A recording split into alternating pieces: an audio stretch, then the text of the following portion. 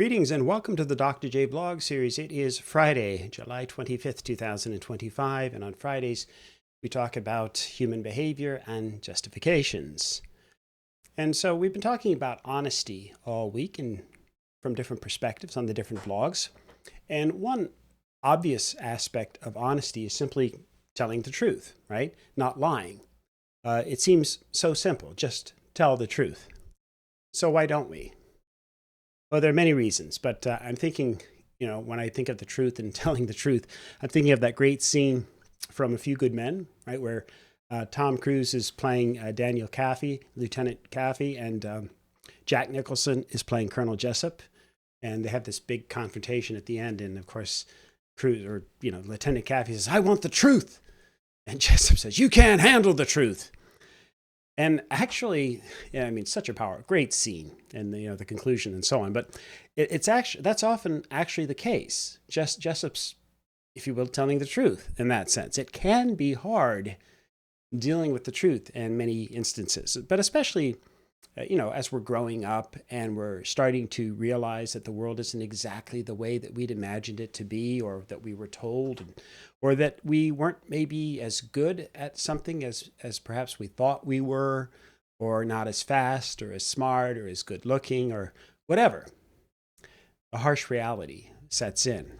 Here's a simple example of what I'm talking about from just before the summer before my senior year in high school, going into grade 12. So I was heavily involved in athletics, and I was training like crazy for my senior year. I really wanted to do well in sports, in high school, in my final year. And so I especially wanted to do well in football. Especially, I did end up being voted a team captain, so I felt I had a special responsibility in that regard. And we thought we were a championship level team, a really good team at the very least. So that was important. But in addition, I was also playing a lot of basketball, and I had this idea of, playing on the varsity as a senior, as a pretty good basketball player. And I thought I could start at point guard on the basketball team after the football season ended. But guess what happened that summer before grade 12? I played against a young man who had just moved into the area, actually intentionally. He'd been recruited to play at my high school, and he was only heading into grade 9, so I was 3 years older. I was heading into grade 12. I said, no, that's fine. I should have no problem with this kid. But in fact, what I learned when I played against him that afternoon was that this kid who was coming into grade 9 was actually already a better basketball player than I was heading into grade 12. Objectively so. I drew that conclusion that day. He was incredibly quick. He was quicker already than I was. He had these really long arms, and he just played this really suffocating defense. And I was a pretty good defender too, but I had to say he was actually better. He wasn't really much better than me as a shooter. We were pretty comparable in that regard, at least at that point in our careers, as it were. So we were fairly even, but he was objectively better in almost every other way. Okay, and so that was, and he was a better point guard, quite simply. So that was quite the reality check, and quite humbling. So I wasn't going to start from my basketball team. In fact, I knew I had no chance really, and I didn't even try out. So I could have transferred to another school or something like that, but just wasn't in the cards. So anyway, I had to give up the basketball dream, so to speak, and that was tough. But on the bright side, guess who that kid was, as it turns out. Of course, I had no idea what the future would hold, but the kid's name was Tommy Amaker. So who's Tommy Amaker?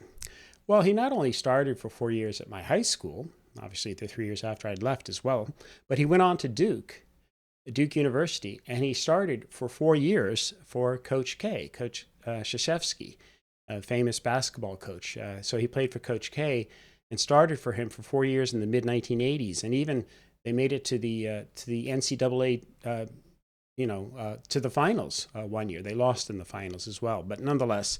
And then he was such a good player. He was drafted by the then Seattle Supersonics. He was their last cut. So he almost made the NBA for that matter. So he was that good. And I wasn't. And so anyway, Tommy did decide to stay involved in basketball. He went back to Duke University. He got a master's in business. He was an assistant coach for Coach K. Eventually then landed some head coaching jobs, and then finally ended up at a little school that most of you probably have heard of. He's the head basketball coach at Harvard University. He's been there since 2007. So yeah, that's my little basketball story. So at least I was beaten out by this young kid, but he was a pretty doggone good player. And yeah, all these years later, he's now going into his 19th year as the head coach at Harvard University. So look him up if you don't believe me. That's my boy, Tommy Amaker. We're friends, actually. His aunt, Mildred Dobson, was my grade 1 and grade 2 teacher. I didn't know that until many years later, but that's, again, another kind of cool little connection that we had. So anyway, as the saying goes, sometimes the truth does hurt. And that might be the case at times, obviously, but I think it's only truly and deeply painful when we're really talking about the biggest issues in life and the life and death situations with which we're sometimes confronted, right? Or, certainly in terms of our most important relationships. Finding out, for example, that you've lost your child would be about as tough a fact, a truth that one might ever have to deal with, that I at least could ever even imagine. And it might not just be in terms of losing their life. It might be in terms of, if you lost your child to a drug addiction or some kind of estrangement or what have you. And then there's an example that I'm thinking of in my own life of my late father-in-law. So he suffered from severe Alzheimer's in the last few years of his life. And his wife died about a year into his Alzheimer's. So that, again, my late mother-in-law. And so what was particularly painful about this situation is that even though he was married, and before his wife died, the Alzheimer's came on so quickly and so fully that he couldn't even recognize his own wife within the matter of a year. In any event, what happened is that she then passed because she was dealing with cancer herself, and he would ask about his wife, even though again he had Alzheimer's. He knew that he had a wife, and we would then explain to him that she had just passed away, and then in response he would just suffer this horrible gut-wrenching grief. Oh my gosh. And he was reliving this incredible pain. And so we'd calm him down.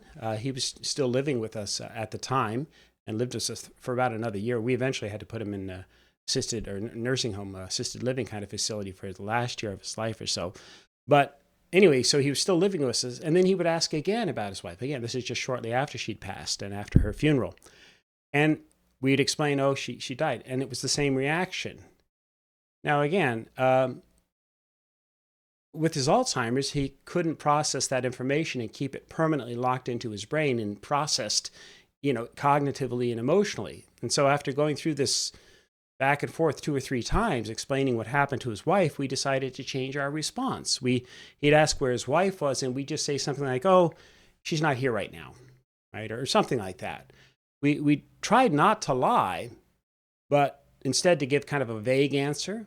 And yet we tried to be as truthful as we could. And the idea, though, was to spare him the pain of having to remember that she died. And so when you've lost the only person you'd ever loved, your beloved wife to whom you were married for almost 60 years, and when you've been ravaged by Alzheimer's as well, I don't think we needed to remind him daily of her passing. Even if we were going to be brutally honest, I don't think that was the right thing to do under those circumstances. So again, I do believe that honesty is the best policy. I just think there are times that it shouldn't be the only policy, if that makes sense. So I'm not really a radical honesty proponent as such, but I also understand that there's quite a slippery slope that we enter onto once we start telling even sweet little white lies. And so I try to avoid all forms of lying if possible, at least in cases where I can spare someone's feelings or deep pain. Usually, though, we and they have to face the truth eventually. And so sometimes being totally honest just requires that we give it some serious thought and preparation to have the conversation at the right time. and under the right circumstances. So that's what I certainly try to do. Otherwise, we'll be tempted to just, take the easy way out and do what we like to make ourselves feel better about the lying that we just engaged in. And we are indeed the masters of coming up with excuses and, in more analytic terms, justifications for our lying. We can create all kinds of reasonable, logical, and plausible explanations or justifications for why it was okay to lie in this or that situation. So rather than engage in these types of mental gymnastics, I try as best I can to just be as honest as possible, while also trying to spare other people's feelings. So it's walking a delicate line at times. If possible, I do try to tell the honest truth, but in such a way that I can sort of soften that truth so it doesn't hurt as much when it's delivered. Okay, and then finally, I just want to mention one other thing that you might not have thought as much about in regard to this whole honesty question. And that is, I try to distinguish between fact and opinion. And this is a crucial distinction. The known facts are sometimes in dispute, of course, but usually we have a lot more confidence or warrants, at least in terms of scientific claims, or if we're an expert or we're talking to an expert in a field or in literature and music or even art history, whatever they know a lot about that maybe we don't know as much about. But even then, of course, we have to qualify our statements with an appreciation for how the facts were generated, what they mean, and our understanding, and so on. But the point is in my view, I think we have an ethical obligation then to be as clear as possible in communicating what we know empirically from what we don't know on a given subject matter. And at the same time, I think it's equally crucially important to simply say, I don't know. I honestly don't know. When that's the truth, that's an important kind of truth too, not knowing. But then there's the question of, well, what if we're dealing not necessarily with the hard facts or what are sometimes called the brute facts of empirical reality, but instead we're dealing with our opinions and our beliefs about whatever, or including about reality in general. So opinions and our deepest held beliefs are still different from hard empiricism. The empiricism that confronts us every day, if you will. So, for example, I might deeply believe that I'm the next Buzz Lightyear and I can fly. Remember that from the Toy Story, the original? But then if I jumped off a bridge or a mountain without any accompanying gear or technology, that my fall would quickly disabuse me of the notion that I could fly. Buzz Lightyear got lucky. Again, no, don't want to spoil the movie for you if you haven't seen it. But you understand the distinction, right? And so what we're talking about then is that just because I really deeply believe in something, okay, and maybe it's a lifelong belief. It comes from my childhood. It comes from my family. It's something that I've always believed. That in and of itself doesn't make it empirically true as such, okay? It might be true from my perspective, but not necessarily in nature writ large. That is a brute fact or something that other people can verify independently as such, okay? So anyway, what we have then are two different forms, if you will, of being honest in terms of our communications. So that is to say, we typically engage primarily, and these aren't mutually exclusive, we sometimes interweave the two of them together, but we engage in primarily fact speaking, and then sometimes we engage in belief speaking. Okay? And both are perfectly valid, don't misunderstand me, but we just have to be clear in terms of what we're doing. So fact speaking emphasizes the accuracy of a statement that conveys the true state of affairs, again, from an empirical standpoint.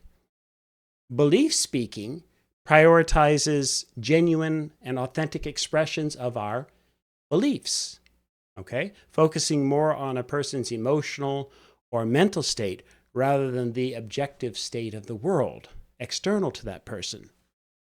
And so belief speaking and fact speaking are both kind of rhetorical frames of reference that reflect a person's underlying conception of what it means or what they consider to be honest.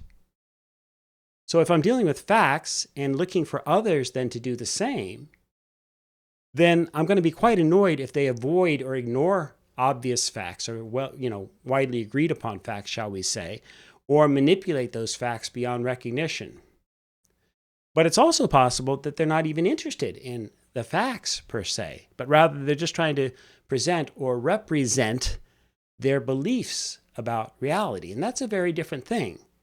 So to be clear, both belief speaking and fact speaking can be truthful, or depending on whether we're somehow unaware or even purposely hiding the truth in one sense or the other, we can obviously be dishonest. We can be dishonest about the facts and our understanding of empirical reality or distort that truth. But we could also be dishonest about our deeply held beliefs and distort those or not convey those clearly. Okay? Bottom line is that a person then can use either perspective, and we all do from time to time, depending on the context, the nature of the conversation. And a person can use a perfectly valid belief-speaking framework to convey what they truly feel is important, what they deeply hold and believe to be true. If they want to share with you or their audience their perspective about the world, okay? And they can also still convey that perspective and draw upon accurate facts to help justify that perspective, or for that matter, to cover up their beliefs and distort or hide what they truly believe. And by the same token, a person can use a fact-speaking approach in such a way as to convey what they, if you give a really good university lecture or Nobel Prize lecture, you really want to convey this is the truth as we understand it, and this is what it comes from, and this is the methodology, and here's the principles involved, and so on. But the fact-speaking person also can camouflage their beliefs or the truth by using falsehoods in very strategic ways and so forth. So, and of course, that's usually what we think of when we think of people lying. Okay. But more commonly, what happens is that people will just cherry pick the facts to be able to ideally persuade you to agree with their beliefs. And so we see this all the time, especially in political discourse, right? Across the full spectrum of ideological beliefs. So in a very real sense, then, some aspects, we can think about honesty as having a certain degree of fluidity to it. The fluidity arises from the fact that both the fact-speaking and the belief-speaking approaches are two different aspects of honesty, each of which can be viewed as adaptable constructs of discourse that can be adjusted and then transmitted to others depending upon the circumstances.